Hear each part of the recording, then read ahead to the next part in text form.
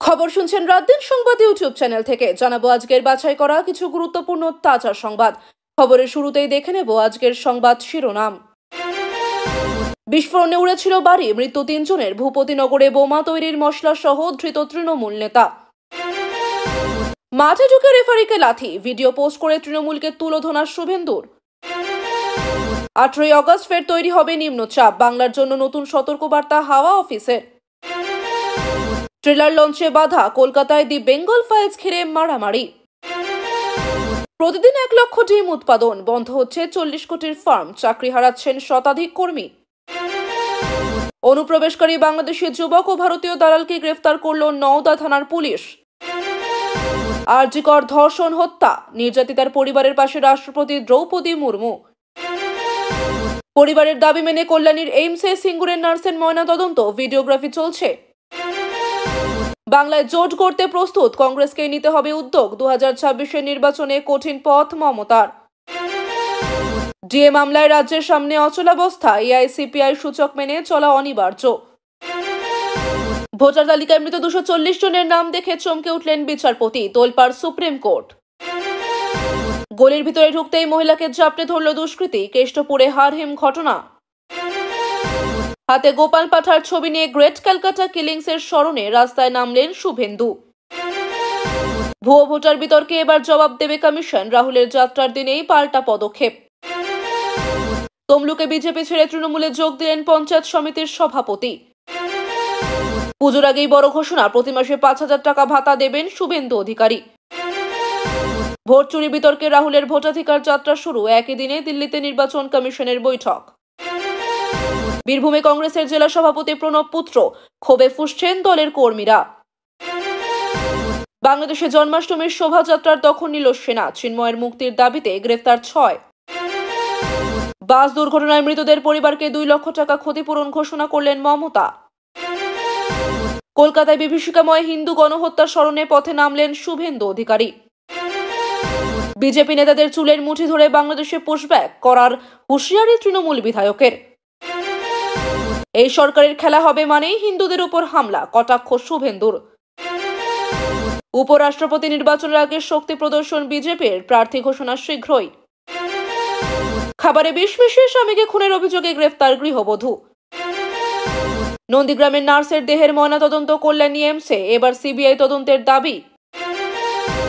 দশকর্মার দোকানের আড়ালে অবৈধ ব্যবসা, পুলিশের জালে ধরা পড়লেন তৃণমূল নেতা। চাকরিহারা শিক্ষকের মৃত্যুতে ক্ষোভ, ডাকাত রানী দায়ী বলে বিস্ফোরক শুভেন্দু। পথ দুর্ঘটনায় মৃত বিহারের বাসিন্দাদেরও ক্ষতিপূরণ দিল মমতার সরকার। এতক্ষণ শুনছিলেন সংবাদ শিরোনাম। বিস্তারিত খবর শোনানোর পূর্বেই আপনাদের কাছে করব একটি ছোট্ট অনুরোধ, আমাদের চ্যানেলে নতুন হয়ে থাকলে চ্যানেলটি সাবস্ক্রাইব করবেন। আসছে বিস্তারিত খবরে। ভূপতিনগরে ফের বোমা আতঙ্ক, বোমা তৈরির সরঞ্জাম সহ ধৃত তৃণমূল নেতা। কিছুদিন আগে ভূপতিনগরে ভয়ঙ্কর বিস্ফোরণে উড়ে গিয়েছিল একটি বাড়ি, প্রাণ হারিয়েছিলেন 3 জন। সেই ঘটনার রেশ কাটতে না কাটতেই ফের চাঞ্চল্যকর তথ্য সামনে এসেছে। পুলিশ অভিযানে উদ্ধার হয়েছে বিপুল পরিমাণ বোমা তৈরির মশলা। এই ঘটনায় গ্রেফতার হয়েছেন তৃণমূল ঘনিষ্ঠ এক নেতা। পুলিশ জানিয়েছে বিস্ফোরক তৈরি ও মজুত করার সঙ্গে তিনি জড়িত ছিলেন। স্থানীয় মানুষের অভিযোগ, বহুদিন ধরেই এলাকায় গোপন বোমা তৈরির কাজ চলছিল, কিন্তু শাসক দলের আশীর্বাদে পুলিশ সক্রিয় ছিল না। এবার সরাসরি একজন নেতার নাম জড়িয়ে পড়ায় চাপে পড়েছে তৃণমূল। রাজনৈতিক মহল বলছে ভূপতিনগর ধীরে ধীরে বোমা গ্রামে পরিণত হচ্ছে।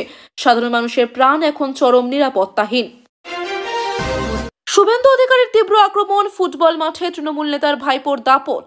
রাজ্য রাজনীতিতে ফের বিতর্কের ঝড়। একটি ফুটবল ম্যাচ চলাকালীন আচমকাই মাঠে ঢুকে রেফারিকে লাথি মারেন এক তৃণমূল নেতার ভাইপো, এমনই অভিযোগ উঠেছে। এই ঘটনার একটি ভিডিও ইতিমধ্যেই সোশ্যাল মিডিয়ায় ভাইরাল হয়েছে। ভিডিওতে স্পষ্ট দেখা যাচ্ছে মাঠের খেলায় হঠাৎ হস্তক্ষেপ করে ওই ব্যক্তি রেফারির সঙ্গে হাতাহাতি করছেন। বিরোধী শিবির এই ঘটনাকে হাতিয়ার করে সরাসরি আক্রমণ শানিয়েছে। বিজেপি নেতা শুভেন্দু অধিকারী ভিডিওটি নিজের প্রোফাইল থেকে পোস্ট করে লিখেছেন, তৃণমূল নেতারা শুধু রাজনীতিতে নয়, খেলাধুলার মাঠেও দুর্নীতি ও দাপট চালাচ্ছে। শুভেন্দুর দাবি, রাজ্যের খেলার পরিবেশ আজ ধ্বংস হয়ে যাচ্ছে শাসক দলের নেতাদের অবাধ দৌরাত্ম্যে। এই নিয়ে উত্তপ্ত হয়েছে রাজনৈতিক মহল। সাধারণ মানুষের প্রশ্ন, যদি খেলাধুলার ময়দানও এইভাবে কলুষিত হয়, তাহলে আগামী প্রজন্ম কিভাবে সুস্থ সংস্কৃতি গড়ে তুলবে? 18 আগস্ট থেকে ফের নিম্নচাপ, কি বলছে হাওয়া অফিস? হাওয়া অফিস সতর্কতা জারি করেছে। আগামী 18ই আগস্ট বঙ্গোপসাগরে ফের একটি নিম্নচাপ তৈরি হতে চলেছে। আবহাওয়াবিদদের আশঙ্কা, এর ফলে রাজ্যের একাধিক জেলায় প্রবল বৃষ্টিপাত হতে পারে। বিশেষ করে দক্ষিণবঙ্গের জেলাগুলিতে ভারী বৃষ্টির সম্ভাবনা প্রবল। উত্তরবঙ্গেও মাঝারি বৃষ্টি হবে বলে পূর্বাভাস। এদিকে টানা বর্ষণে ইতিমধ্যেই নদ নদীর জলস্তর বিপজ্জনক হারে বেড়েছে। একাধিক বাঁধ দুর্বল হয়ে পড়েছে। চাষিরা দিশেহারা। ধান, পাট, শাকসবজির চাষের উপর ক্ষতির আশঙ্কা ঘনাচ্ছে। তবে আবহাওয়া দপ্তরের মতে এই নিম্নচাপ সাধারণ মানুষের কাছে গরম থেকে খানিকটা স্বস্তি বয়ে আনতে পারে। অন্যদিকে প্রশাসন জানিয়েছে, বন্যা পরিস্থিতির মোকাবিলায় সব ধরনের প্রস্তুতি নেওয়া হচ্ছে। ত্রাণ শিবির খোলার ব্যবস্থাও করা হয়েছে। কলকাতার হোটেলে হাঙ্গামা। দি বেঙ্গল ফাইলস ট্রেলার লঞ্চে বাধা। চলচ্চিত্র জগৎ আর রাজনীতি ফের মুখোমুখি। কলকাতার একটি নামী হোটেলে আয়োজিত হয়েছিল দি বেঙ্গল ফাইলস ছবির ট্রেলার লঞ্চ, কিন্তু অনুষ্ঠান শুরুর কিছুক্ষণের মধ্যেই তৈরি হয় বিশৃঙ্খলা। অভিযোগ, হঠাৎ করে একদল মানুষ অনুষ্ঠান বন্ধ করে দেওয়ার চেষ্টা করে। অভিনেতা বিবেক প্রকাশ্যে অভিযোগ তুলেছেন, তার ছবির মুক্তি রুখতে ইচ্ছাকৃতভাবে এই ষড়যন্ত্র করা হচ্ছে। ঘটনাস্থলে ব্যাপক ধাক্কাধাক্কি, এমনকি মারামারির ঘটনাও ঘটে।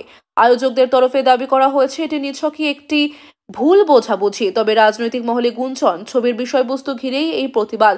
সিনেমা প্রেমীদের মতে মত প্রকাশের স্বাধীনতার উপর বারবার আঘাত আসছে। জলপাইগুড়িতে 40 কোটির ডিম ফার্ম বন্ধ, কর্মহীন শতাধিক পরিবার। জলপাইগুড়ির বিশাল ডিম ফার্মটি প্রতিদিন উৎপাদন করত 1 লক্ষেরও বেশি ডিম। সেই ফার্ম হঠাৎই বন্ধ হয়ে যাওয়ায় ভেঙে পড়েছেন শতাধিক কর্মী। এই প্রকল্পে প্রায় 40 কোটি টাকা বিনিয়োগ করা হয়েছিল, অথচ হঠাৎ করে কাজ বন্ধ হওয়ায় প্রশ্ন উঠেছে, এর পেছনে কি শুধুই আর্থিক সমস্যা নাকি অন্য কোনো কারণ রয়েছে। কর্মীরা অভিযোগ তুলেছেন, মালিকপক্ষ আগে থেকে কোনো সতর্ক বার্তাও দেয়নি, ফলে এক মুহূর্তে অন্ধকারে ঢেকে গেছে তাদের সংসার। প্রশাসনের কাছে সাহায্যের আবেদন জানিয়েছেন তারা। এই ঘটনায় কৃষি বিশেষজ্ঞদের মত, সঠিক পরিকল্পনা ছাড়া এত বড় একটি প্রকল্প টিকিয়ে রাখা সম্ভব নয়। নওদায় বাংলাদেশে অনুপ্রবেশকারী ধৃত, সঙ্গে ভারতীয় দালাল। সীমান্ত লাগোয়া নওদা থানার পুলিশ গোপন সূত্রে খবর পেয়ে অভিযান চালায়। ধরা পড়ে যায় এক বাংলাদেশি যুবক, যিনি অবৈধভাবে সীমান্ত পেরিয়ে ভারতে ঢুকছিলেন। শুধু তাই নয়, তাকে সাহায্য করার অভিযোগে এক ভারতীয় দালালকেও গ্রেফতার করা হয়েছে। পুলিশের দাবি, এরা দীর্ঘদিন ধরেই পাচার চক্রের সঙ্গে যুক্ত। তাদের জেরা করে বড় মাফিয়া চক্রের সন্ধান মিলতে পারে। এলাকাবাসী বলছে, এই ধরনের অনুপ্রবেশের কারণে সমাজে আইন শৃঙ্খলার সমস্যা তৈরি হচ্ছে। সাধারণ মানুষের দাবি, সীমান্তে নজরদারি আরও করা হোক। আরজিকর ধর্ষণ খুন মামলা, নির্যাতিতার পরিবারের পাশে রাষ্ট্রপতি মুর্মু।